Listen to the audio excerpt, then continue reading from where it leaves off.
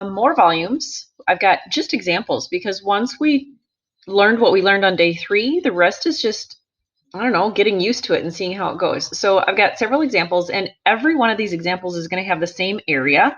So you can see that what I've got here is the area that's enclosed by those two curves. So if you haven't done so yet, would you please make sure to copy down the equation? You can always hit pause on me as far as this is concerned. So I'm just coloring it in. So we've got that yellow area.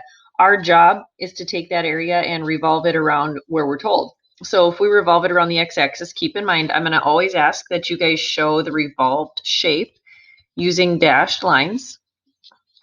And again, nobody's going to be judgmental on anybody's sketches. I'm not judging you. You're not judging me, because they can get a little bit crazy sometimes. And so if I show that revolving around the x-axis, I'm not going to try to make it look three-dimensional because that gets kind of tricky too. I'm going to go ahead and place my cut in perpendicular to the axis of revolution. And if I put a cut perpendicular to the axis of revolution, you can see that there's this big gap. And if there's a big gap right there, that tells you that when you're setting up your problem, that this isn't just any volume, this is a washer. So let's write down the word washer, and I really want you guys to do that also, because when you write down the word washer, all of the research shows that by writing this stuff down, then it will get you better and better and better prepared for the next steps.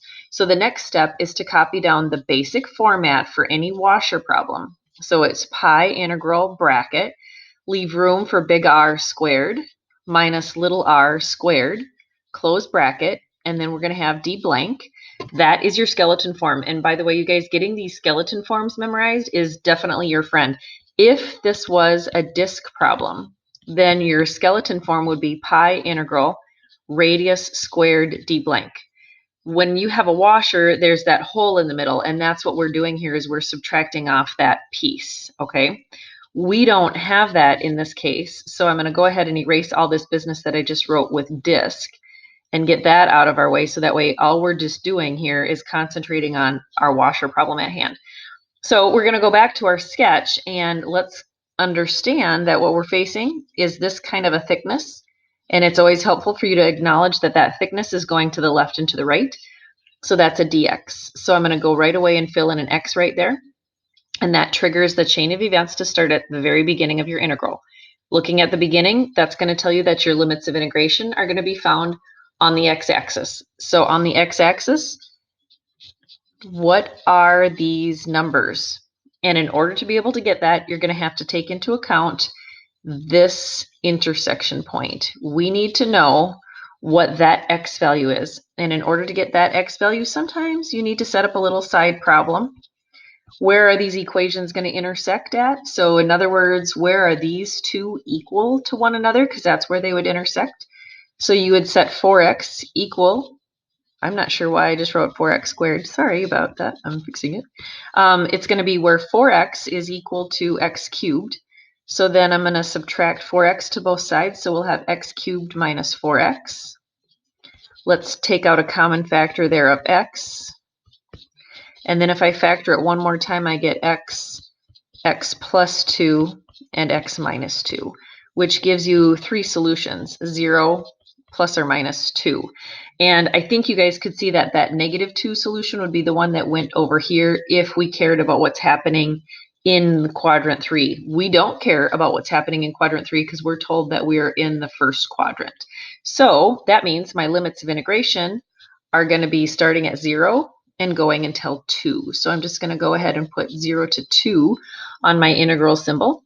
And then we're ready to get started in on the next pieces. So the next piece is going to be to identify big R and little r.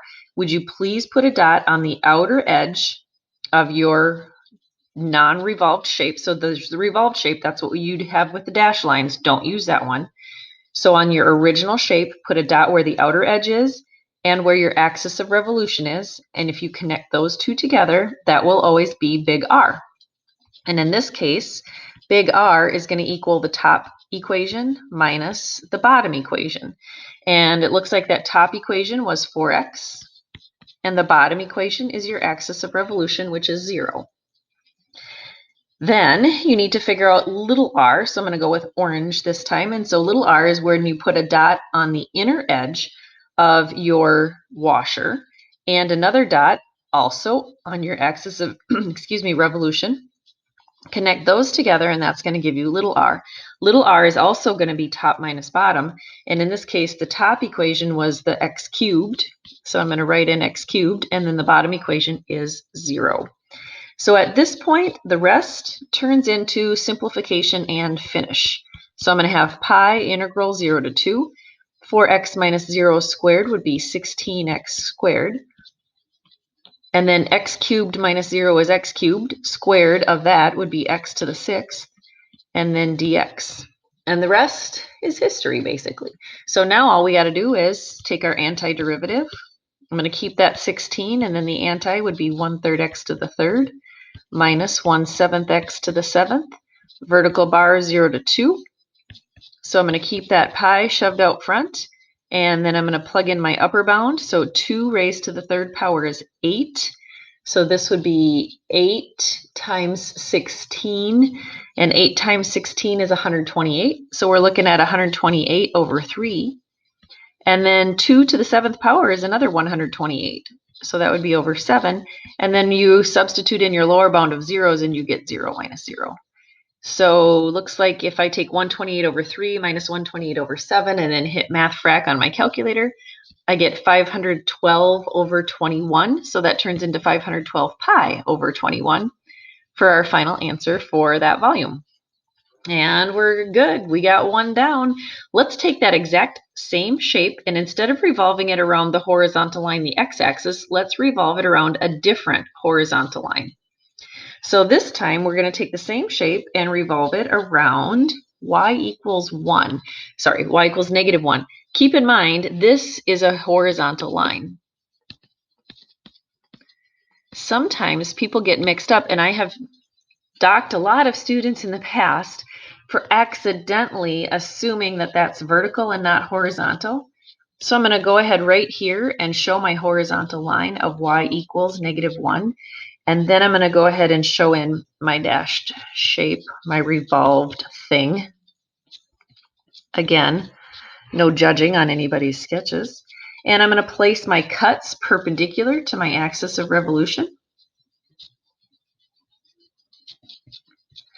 And I think we can see as we're putting this cut in that it has a particular thickness. And we can see that we have a large gap in the middle. So anytime you have a large gap in the middle, that means that you are facing a washer problem. So we write down the word washer. And with the word washer comes the format for washer. Pi integral bracket, big R squared minus little r squared, close bracket, d blank. Befriend the skeleton form, you guys. It will really save you a lot of time, hassle, and energy in the long run. And so the d blank turns into dx, and that means your limits of integration are going to be on the x-axis. We're cutting this thing up with our handy knife on the cutting board, or however you want to think about doing these slices, to the same numbers that we did before, because before, didn't I feel like on the previous problem, didn't we say that was an x value of 2? So we still have this to be an x value of 2, so our limits of integration are 0 to 2. And again, I'm going to go ahead and put a dot on the outer edge of my washer and on my axis of revolution, and I'm going to connect those together, and that represents big R. To get that distance, we're going to take top equation, which is 4x, minus the bottom equation, which is -1. The bottom equation is our axis of revolution. And I'm going to point something out after we do like the next problem about something really specific with your axis of revolution. That'll really help you make some more connections, you guys. Little r, I'd like you to do the other part. So go to your washer, and on the inner edge of your washer, put a dot, connect that to your axis of revolution, and that stands for little r. And to get that distance, you're going to, again, take top minus bottom. So you'll have x cubed minus -1. And you're ready to clean it up. So on this one, it's going to take a little bit more energy because we actually have to do some foiling here. So you'll have pi integral 0 to 2. This turns into 4x plus 1, the quantity squared, minus x cubed plus 1, the quantity squared, and then that's all dx'd. So yeah, this is going to take a little bit here. So 4x plus 1, once you square it, is 16x squared plus 8x plus 1. And the next one, I'm going to go ahead and square and distribute a minus sign. Check it out, that minus sign. So I'm going to distribute my minus sign after I square everything. So x cubed squared would give me x to the 6th. I'm going to subtract that. The outer and the inner, once I FOIL those together, would give me a 2x cubed. I'm going to subtract that for a minus 2x cubed. And then the last terms would be plus 1, and I'm going to subtract that for a minus 1. And then there's your dx at the end. And the good part is that the ones at least cancel. Nothing else does. So we end up being stuck with 4 terms whose antiderivatives we need to rattle off now. So the anti of 16x squared would be 16 thirds x to the 3rd plus 4x squared. Then it looks like we've got a minus x to the 6th. So the anti would be minus 1/7 x to the 7. Next up, I don't want to deal with the fraction yet, so I'm just going to put 2/4 and then x to the 4th, and then vertical bar 0 to 2.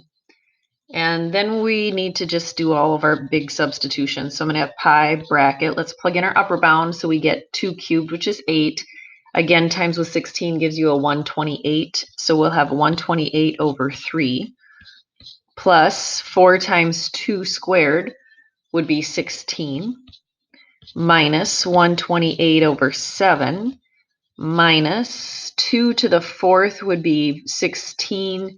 16 times 2 divided by 4 gives you an answer of 8. And then our lower bound is just 0.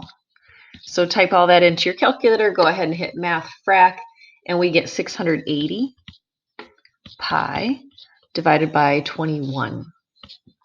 As our answer to that one. Now, in the interest of time on the rest of the problems, I'm not going to actually show all the steps of how to FOIL it out, take the anti, plug in the upper, and subtract off the lower. What I'm going to do on all of the next problems that we encounter, you guys, is I'm going to get it to this point where it's set up, and then I'm just going to give you what the final answer is, because the rest is just timely, but that way at least you guys can check your work. And then if you have any questions on problems as to why you're not getting the correct final answer, that's when you reach out and touch base with me. We can video conference, FaceTime, Zoom, Google, whatever. We'll figure that out when the time comes, okay? So I want to be there for you, but I also want to be efficient with our time. So again, let's go ahead and take a look at this one, and keep in mind, y equals 9 is a horizontal line. The only problem is that we don't really know where it's located. What we do know is that this is an x value of 2, because we had an x value of 0 here. If that's an x value of 2, what's this y value? We need to know it, because we can't just guess where to put our revolved shape. Y equals 9 is a horizontal line, and I got to show my revolved shape around that, and I don't know where it's located. So in order to figure out where it's located, I could substitute in 2 to either this equation or the other equation. One way or another, we end up getting a y value here of 8, which tells me then that my y value of 9 is higher than that. So here's y equals 9, and now we can show our revolved shape. Please show your revolved shape using dashed lines. Whoa. Yeah, no judging. We all do the best that we can, including me. And then we're going to place our cut perpendicular to our axis of revolution. And I think you guys can see that again, when we place our cut perpendicular to the axis of revolution, we have a very large gap in our diagram. And the thickness we can still see here is a delta x, but that big gap tells us that the word for this problem is washer. And with the word washer comes the format for washer, which is pi integral bracket.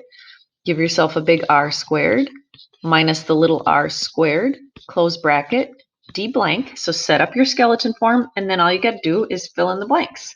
Starting at the end with the thickness, and that's dx, which means that your limits of integration are again on the x-axis. If you think about how you're cutting this, you're starting at 0 and you're going all the way to 2. So you'll have cuts from 0 to 2. And then big R and little r get really weird on this one, and this is a little uncomfortable. But again, you're always going to put a dot on the outer edge of your non-revolved shape, your non-revolved, not the one that we did the dash lines on. That's why you put that one in dash lines. So don't ever put dots on that one, only the original one. On the outer edge of the washer, all the way to the axis of revolution and connect those two together, and that represents big R. To get that distance, you're going to do what we've done before, which is to take top minus bottom, and that top equation is 9. There are no variables. That's just your axis of revolution. Your bottom equation is the y equals x cubed this time.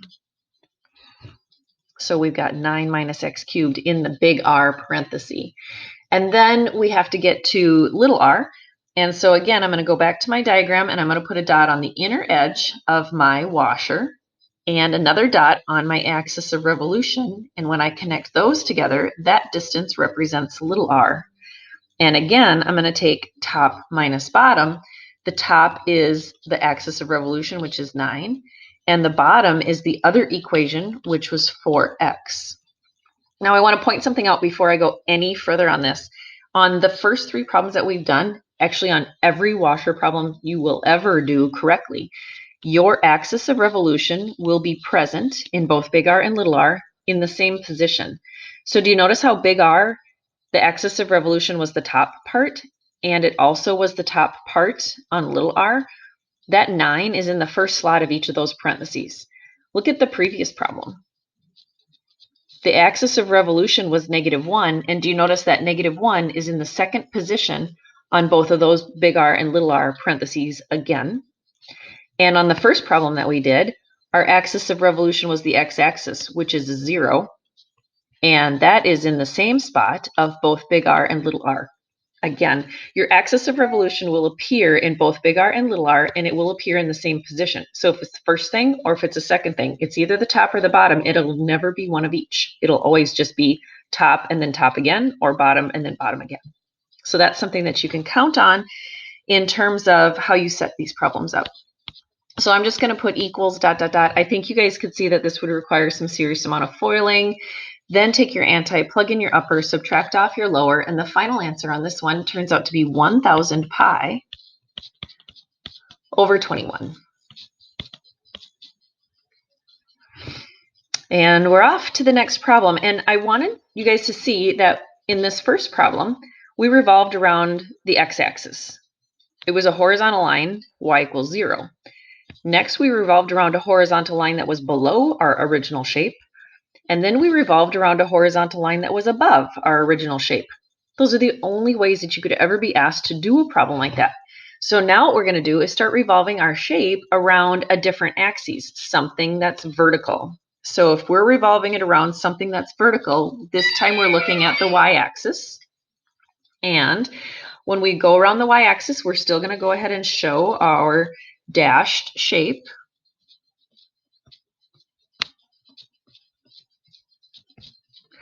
And we're going to place our cuts perpendicular to our axis of revolution. So now my cut is going to go in this direction. And I think you guys can see why we've got a very different style of problem here now, because the thickness of this cut is delta y. It's going up and down this time. Anytime you have a horizontal cut, that's going to be a change in y. However, we still have a washer. And so I'm still going to write out pi integral bracket big R squared minus little r squared, close bracket, d blank. And we're still going to do the problem in the same process that we did before. So we're going to start at the end and fill in dy. Now keep in mind, on a dy integral, that means all variables must be y's. No x's in this problem at all, anywhere, ever. You can use a number, and you don't have to worry about anything there. But if you use an equation, like if you use either this equation or this equation, we will not be able to write them as 4x and x cubed. Instead, we're going to take this first equation here, and we're going to solve for x. So we'd say that 1/4 y is equal to x. And on the second equation, if we take the cube root of both sides, we get y to the 1/3 power equaling x. We must solve those equations for x and use the appropriately written equations. So enough on that. Let me go back to the original diagram and fill in the rest. Once we had dy, Let's go back to the beginning of our integral and think about our limits of integration. We're cutting this thing horizontally this time. So if we're cutting this horizontally, then that means we go from the bottom to the top. And we earlier found that top y value to be 8. So our limits of integration this time are 0 to 8. And then we still have to get big R and little r. And I still want you to do the same thing that we did before. I want you to put a dot on the outer edge of your washer and another dot on your axis of revolution and connect them together, and that gives you big R. The only thing that's different is that this time big R is going to be the right side, and then you're going to subtract off the left side. And on the right side, that was the equation x cubed. However, we can't use x cubed, so we're going to use what we get when we solve that for x, which is y to the 1/3. Sorry, my 3 is just atrociously ugly there. Yeah, it's not a lot better, but that'll have to do. And then we're going to subtract off the left side, which is our axis of revolution, and that represents 0. I'm going to keep showing that 0 because I think that's helpful for you guys to see that and keep that in mind. And then we're going to do little r. Little r requires the same work as it did before. Please put a dot on the inner edge of your axis of your washer and a dot on your axis of revolution and connect those together, and that represents little r. And you're going to take the right equation minus the left equation, and the right equation was y equals 4x, and we cannot use that, so instead we will use 1/4 y, and then subtract off the axis of revolution, which is 0. Again, before you go any further, notice that axis of revolution is 0, and it's in the second spot of each of those parentheses, which means that we've done something right. And this one isn't that hard to finish. It would be pi integral 0 to 8. Y to the 1/3 squared would be y to the 2/3. And then 1/4 y squared would be 1/16 y squared, and then dy. I'm not going to go ahead and show you the antiderivative. Let's just go ahead and say it would be upper bound minus lower bound, and you end up getting a final answer there of 128 pi over 15. And we're off and running again. So now we revolved around a vertical line of 0. This is essentially, right, x is equal to 0, just like at the first problem that was y equals 0. So now let's talk about what happens when we revolve around a different vertical line. This time let's go around x equals 2. And x equals 2 does represent a vertical line, but remember, this was an x value of 2. So we're actually revolving around that vertical line. So I'm just going to go ahead here and indicate that this is x equals 2. And then we can show our revolved shape by using dashes. And we can place our cut perpendicular to our axis of revolution. Hopefully after doing enough of these problems with the same shape, just revolving it someplace different, it's helping it to sink in to everybody how this process works. And so again, we're looking at a delta y and we see a great big gap. So write down the word washer. And with the word washer comes the method.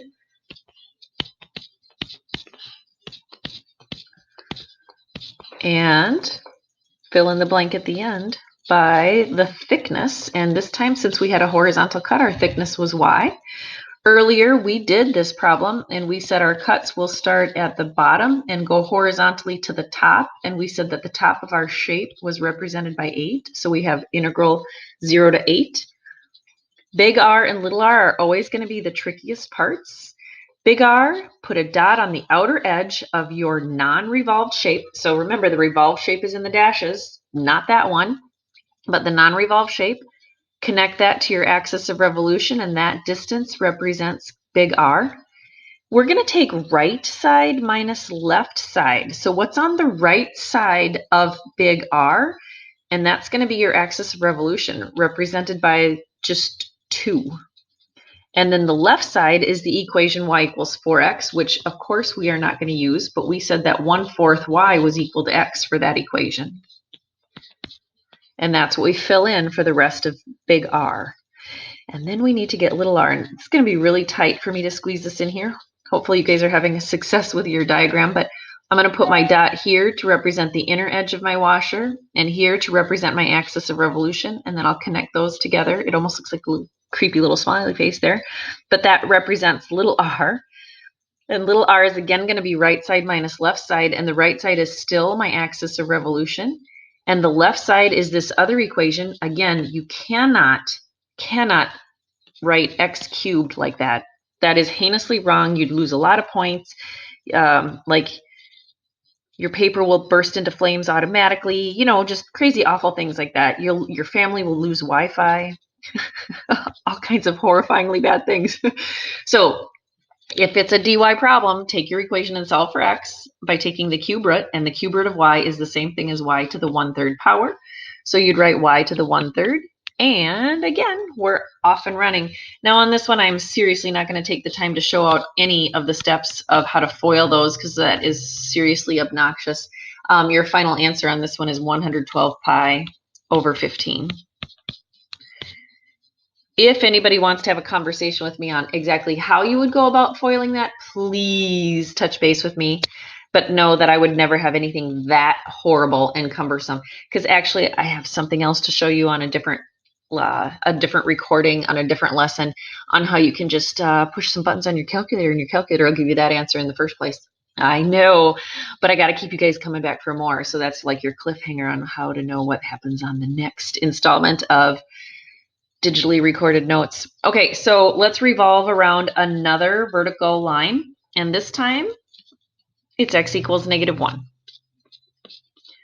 None of my sketches are ever going to be drawn to scale. They are seriously just for the sole purpose of being able to mark things all over the place and draw on them so I can get a feel for what's happening with the problem. And then we can also start placing our cuts in perpendicular to our axis of revolution. Always say perpendicular to the axis of revolution. Hopefully you guys are getting annoyed at my phrases because they're the same each and every time, but that's what I want you guys to say in your heads as well as you're doing these problems. And in your head, did you say a word yet? Yeah, okay, well, a word that you can actually share with me would be washer. If you have other words in your head right now, I'm sure they'd be interesting to hear as well. Pi, integral, bracket, let's go ahead and fill in our skeleton form. Big R squared minus little r squared, close bracket, d blank. And we're going to begin at the end like we have on the previous problems with dy. That means our limits of integration are on the y-axis. Notice I'm going back to my y-axis and thinking from the bottom until the top. And I know the bottom and I know the top, so I'm going to fill in those numbers on my integral symbol. And then I have to get big R and little r. Hopefully this is starting to make some sense and you're catching on. So big R is on the outer edge of my non-revolved shape to my axis of revolution. And I have to take the right side minus the left side. And the right side was this equation, y equals x cubed, which we will not screw up and lose and like have our family lose Wi-Fi because we wrote something horrible. We will write that as y to the 1/3. And then we're going to subtract the left side of big R, which is our axis of revolution, -1. And then we do little r. And little r, again, put a dot on the inner edge of your washer to your axis of revolution and connect those together, and that gives you little r. Again, take right side minus left side. So this time the right side is the equation y equals 4x. We will not screw up and use 4x. We will instead write 1/4 y because that's what you get when you solve this equation for x, and the other one is what you got when you solved that other equation for x as well. And then when we subtract off our left side is the axis of revolution, -1. Before you go any further, notice the location in big R and little r of your axis of revolution. It is in the same spot on both of them, which means that we've probably set things up pretty darn good and we know our stuff. Final answer on this one, my friends, is 248 pi over 15. And again, if you look at these last three examples, we rotated around the horizontal line the vertical line x equals 0, a vertical line to the right of our original shape, and a vertical line that's on the left side of our original shape. We've done everything that we could possibly do to these problems. The only thing that I need you guys to submit to me is today's check-in question. So would you please check in with me by replying to this? Making these up as I go. If anybody ever has any suggestions as to a check-in question, I'd love that because I'm not really good at coming up with something creative. Give me the name of a food you ate today. And I am keeping track of these, by the way. Give me the name of a food that you ate today or that you're going to eat later today. Who knows by the time you're listening to these notes. Okay. I'll touch base with you again, you guys. Until the next time, take it easy. Bye.